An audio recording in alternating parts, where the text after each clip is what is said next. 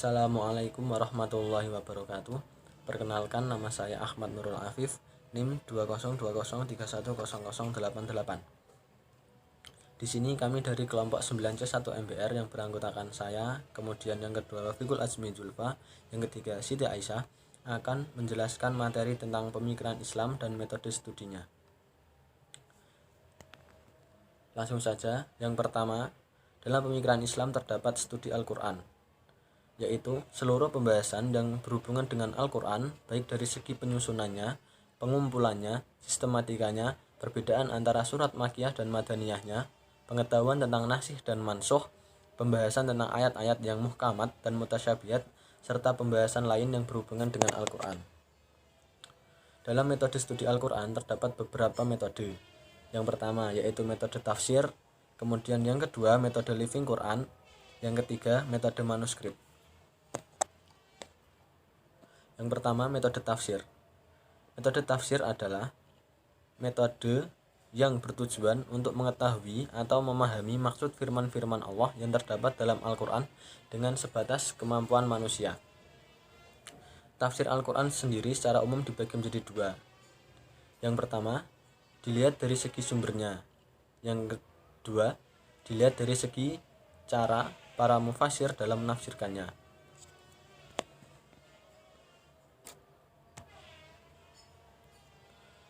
Syarat-syarat penafsirkan Al-Quran.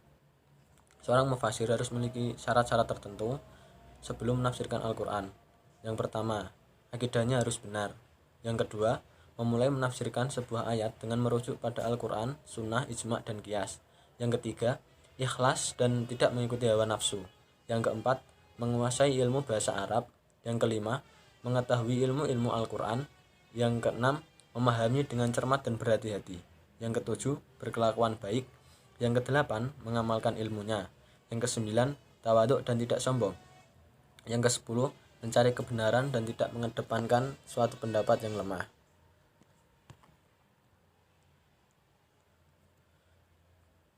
Pembukuan tafsir Al-Quran. Pembukuan tafsir Al-Quran bersamaan dengan ilmu-ilmu keislaman lainnya melalui beberapa fase sebagai berikut. Yang pertama, yaitu fase pembukuan Al-Asar Al-Musannadah. Pada fase ini dikumpulkanlah Al-Asar Al-Musannadah atau riwayat yang bersanad, baik yang marfu' maupun lainnya, dan dibukukanlah asar tafsir karena dia termasuk hadis Nabi, riwayat sahabat dan tabi'in.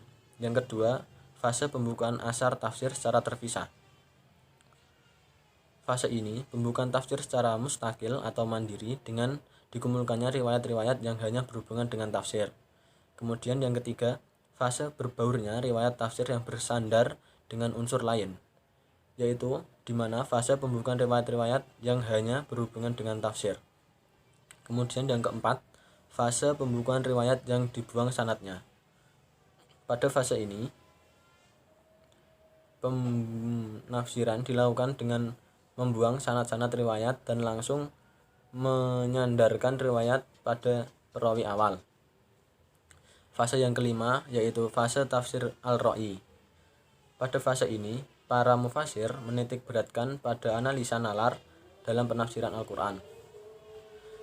Begitulah perkembangan penafsiran Al-Quran dari generasi ke generasi sesuai dengan keadaan masyarakat yang ada.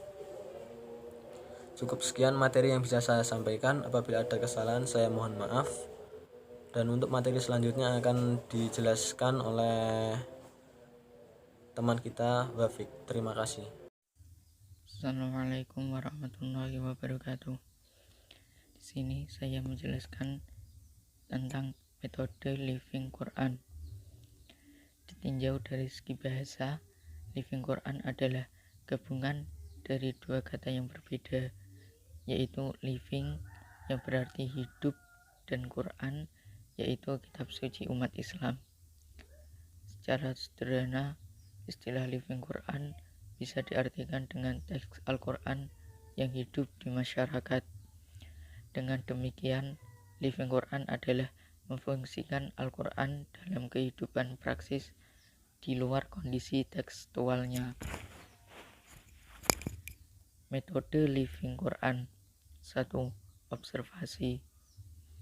Mengumpulkan data langsung dari lapangan. Data yang diobservasi bisa berupa gambaran tentang sikap perilaku, serta tindakan keseluruhan interaksi antar manusia. Data observasi bisa juga hanya terbatas pada interaksi antar masyarakat tertentu. 2. Wawancara. Cara pengumpulan data dengan jalan tanya jawab dengan pihak terkait yang dikerjakan secara sistematis dan berlandaskan pada tujuan peneliti. 3. Dokumentasi metode. Dokumentasi merupakan suatu cara pengumpulan data dengan menghimpun dan menganalisis dokumen-dokumen, baik dokumen tertulis, gambar, maupun elektronik. Berikut langkah-langkah studi Living Quran. 1. Lokasi. Peneliti menjelaskan lokasi penelitian, yaitu dengan menyebutkan tempat penelitian. 2. Metode dan pendekatan. Peneliti menjelaskan metode serta pendekatan yang digunakan dalam penelitian yang akan dilakukannya. 3. Sumber data. Sumber data yang dimaksud adalah subjek dari mana data diperoleh. 4. Metode pengumpulan data. Untuk mendapatkan data-data yang terkait dengan tema penelitian digunakan beberapa metode pengumpulan data sebagai berikut.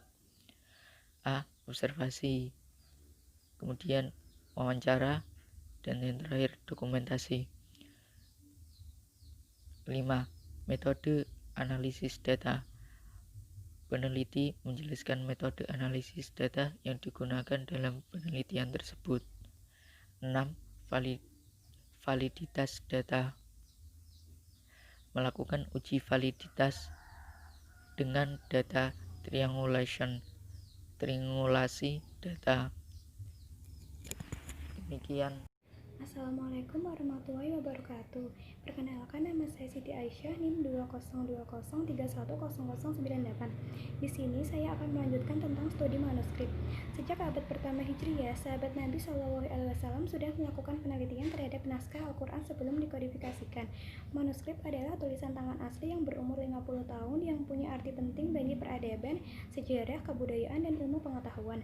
Setiap penelitian yang dilakukan tentunya harus menggunakan sumber manuskrip yang benar, di mana naskah atau tulisannya berasal dari setiap pemikiran atau kegiatan yang dilakukan masyarakat pada masa lalu. Naskah pun memiliki aksara dan bahasa yang berbeda-beda sesuai dengan wilayah naskah itu berasal. Tentunya perbedaan itu terletak pada pemahaman masyarakat itu sendiri dalam bahasanya, sehingga bahasa naskah sering disesuaikan dengan bahasa masyarakat agar mudah dipahami. Tradisi menulis di kalangan ulama sejak abad pertama Hijriah hingga kini tetap terjalin. Ketika Islam masuk ke Nusantara, para ulama juga menuangkan pemikiran dengan menulis. Tulisan tangan asli ulama yang disebut manuskrip merupakan bukti sejarah perkembangan Islam di kawasan ini. Di Indonesia ada 3 jenis. Pertama, manuskrip berbahasa dan tulisan Arab. Kedua, manuskrip Jawi, yakni naskah yang ditulis dengan huruf Arab tapi berbahasa Melayu agar sesuai dengan aksen Melayu, diberi beberapa tambahan fonim. Ketiga, manuskrip Pegon, yakni naskah yang ditulis dengan huruf Arab tapi menggunakan bahasa daerah seperti bahasa Jawa, Sunda, Bugis, Buton, Banjar, Aceh, dan lainnya. Kesimpulan, kita sebagai seorang muslim sudah sewajarnya mampu memahami Al-Quran dengan benar. Berbagai karya tafsir dikarang oleh ulama bertujuan untuk mempermudah umat dalam memahami dan mengamalkan isi kandungan Al-Quran. Walaupun akal diberi kebebasan dalam usahanya menginterpretasikan Al-Quran, namun perlu diakui bahwa secanggih apapun otak kita tentu ada batasnya.